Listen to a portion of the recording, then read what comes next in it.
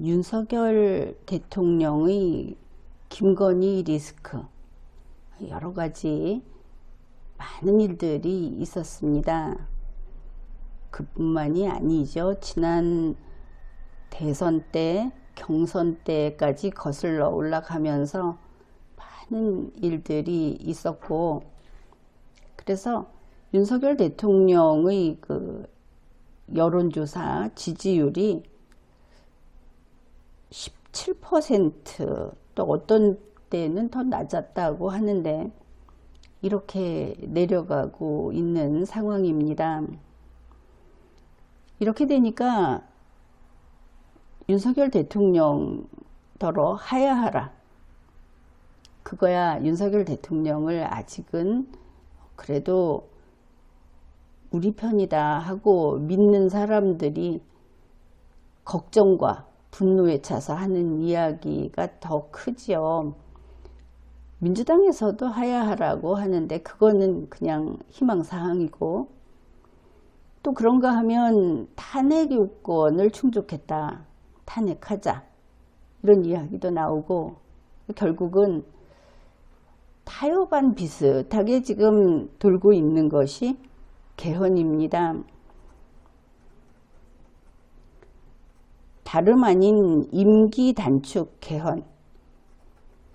여기에서 임기 단축을 2년을 하느냐 1년을 하느냐 이렇게 나뉘는 것이죠.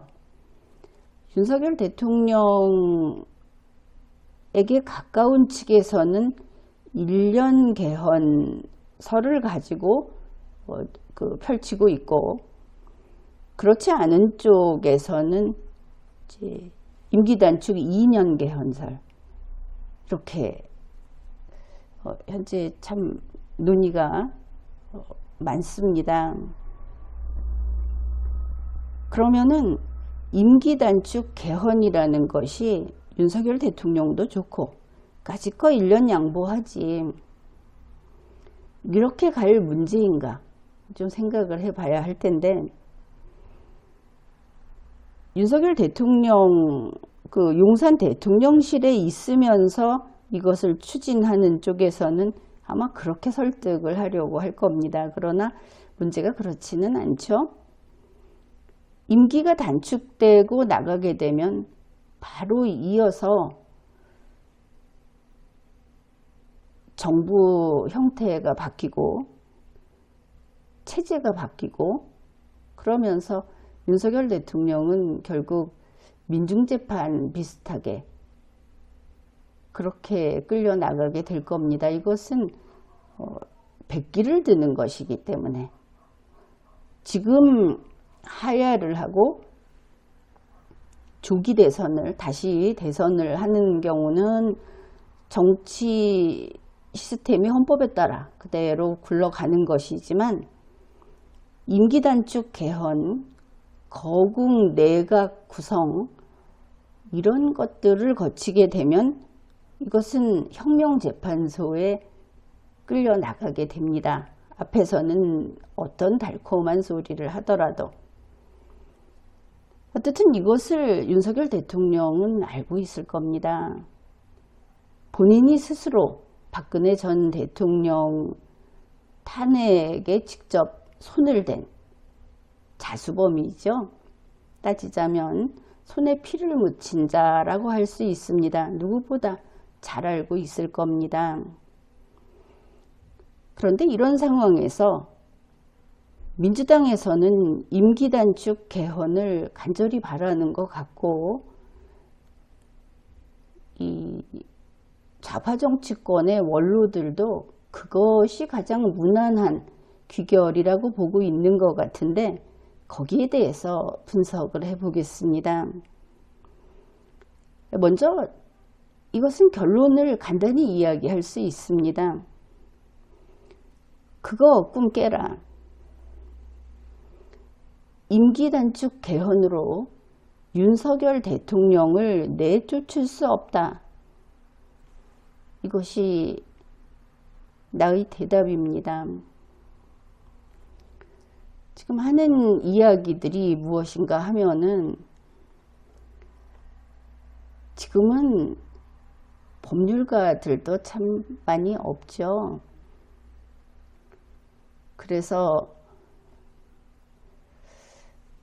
헌법을 국어사전처럼 풀이를 하고, 그렇지 않아도 대통령이 이번 담화를 하면서 국어사전을 비난을 하는 바람에 국립국어원에 네티즌들이 항의글을 올려서 거의 도배가 됐다고 합니다. 그런 일도 있었지만 헌법은 국어 해석하듯이 하는 것이 아닙니다. 무엇보다도 리걸마인드가 바탕에 있어야 하는 것이고, 그래서 이런 이야기들을 하죠. 헌법 제128조 제2항을 보면 그 내용이 이렇습니다. 대통령의 임기 연장 또는 중임 변경을 위한 헌법 개정은 그 헌법 개정 제안 당시의 대통령에 대하여는 효력이 없다. 이것을 가지고 임기 연장, 중임 변경, 이거는 대통령이 더 오래 하는 것이 안 된다고 했기 때문에 개헌으로 대통령의 임기를 단축하는 것은 된다. 논지가 이것이죠. 그거 자체가 우스꽝스러운 이야기인 겁니다. 헌법 조문은 헌법에 규정이 되어 있으면 그것이 효력이 있는 것이고, 헌법에 규정이 되어 있지 않다고 하더라도 국민의 권리에 대해서는 없기 때문에 권리가 없다 하지 말라. 그렇게 말하지 말라 하는 것이 헌법의 뜻입니다. 대통령은 국민이 아니죠. 헌법은 조직법입니다.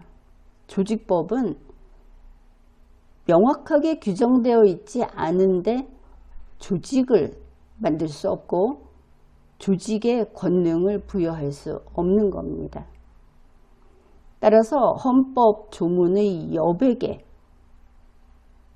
권능을 부여받을 수 있다는 터무니없는 주장을 하는 것은 곤란하다.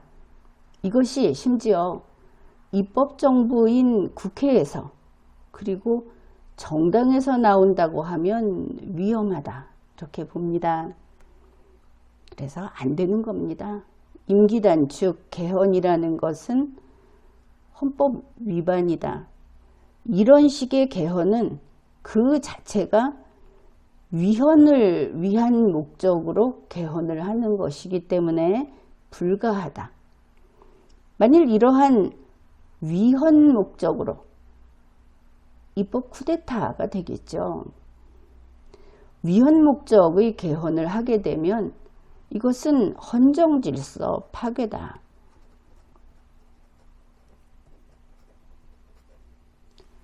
헌정질서를 파괴하는 것은 그대로 둘 수가 없는 겁니다. 이것을 막는 헌정질서 파괴를 막고 헌정질서를 수호할 의무가 대통령에게는 있는 것이죠. 그것이 바로 헌법 제77조의 계엄 조문입니다. 대통령은 전시, 사변 또는 이에 준하는 국가 비상사태에 있어서 병력으로서 군사상의 필요에 응하거나 공공의 안녕질서를 유지할 필요가 있을 때에는 법률이 정하는 바에 의하여 계엄을 선포할 수 있다. 계엄법이 있죠. 그래서 이 계엄이 선포되게 되면 여러 가지 특별 조치를 할 수 있습니다. 이렇게 가버리는 것이죠. 그러면 윤석열 대통령이 하야를 했으면 대통령이 나가기를 바라고 있죠. 이렇게 기대하고 간절히 원하고 있지만 그거야 뻔한 거 아닙니까? 윤석열 대통령이 하야 안 합니다. 윤석열 대통령이 하야를 안 하고 이 임기 단축 개헌 이런 것이나 하겠다고 들고 나오고, 근데 우리 국민의 입장에서는 도대체 왜 그러는 거냐 싶지 않습니까?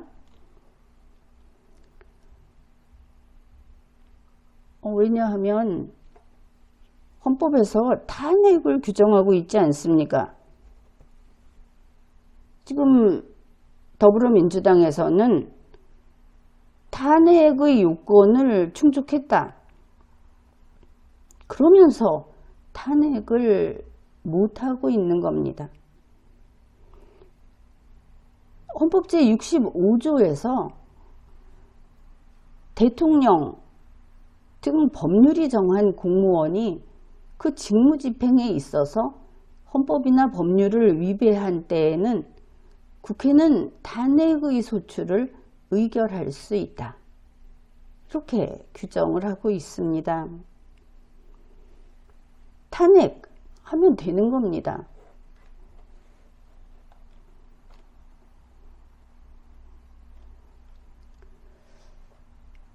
그런데 왜 탄핵을 못하는 것일까?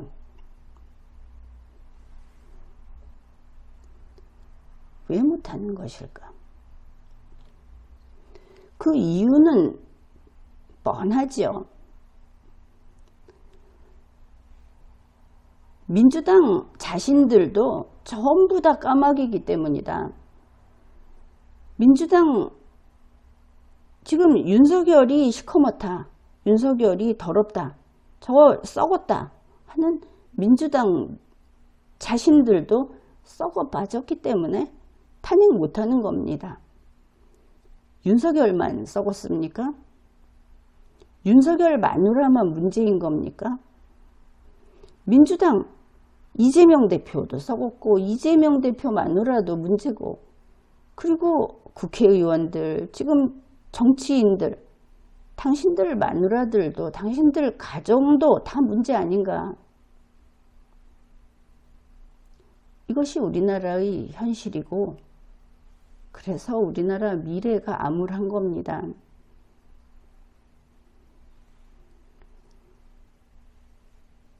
그러니 탄핵도 못한다.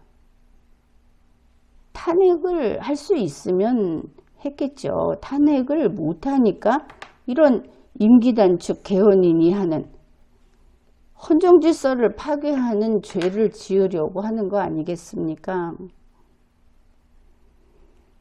이게 또 엮여 있습니다. 이런 탄핵도 못하는 민주당, 제1당, 이걸 두고 윤석열 대통령이 하야하겠습니까? 이렇게나 무능한 민주당을 보고 하야하겠습니까? 이재명 대표 당신 같으면, 박찬대, 박지원 당신 같으면 하야하겠냐? 누구 좋으라고 하야하겠습니까? 윤석열 대통령은 하야 절대로 안 합니다. 임기 다 채울 겁니다.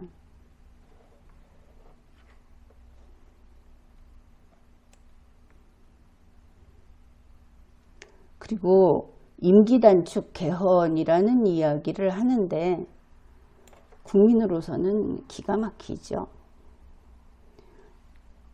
대통령 임기라고 하는 것이 민주당 눈에 가시 같다고 줄였다 늘렸다 할 수 있는 것이냐? 국회에 국회의원 3분의 2만 되면 헌법도 가지고 이렇게 마음대로 주무를 수 있다고 생각하는 민주당, 이거 이 사람들부터 쫓아내야 되는 거 아니냐. 대통령은 헌법 제67조 제1항입니다. 국민의 보통, 평등, 직접, 비밀선거에 의하여 선출한다. 국민이 선출합니다. 국민의 공복이 대통령인 것입니다. 민주당의 경쟁업체 대표가 아닌 겁니다. 그러면 대통령의 임기는 헌법 제70조 5년으로 한다고 정하고 있습니다. 임기 5년 헌법이 정해놓은 것입니다. 임기 만료가 되면 대통령 바꿀 수 있습니다. 그러면 5년 될 때까지 참으면 되겠죠. 그리고 그 전에 헌법과 법률을 위반했다고 하면은 탄핵소추 의결을 하면 됩니다. 몇 명 모자란다. 그거 설득하는 게 원래 국회가 할 일 아닙니까?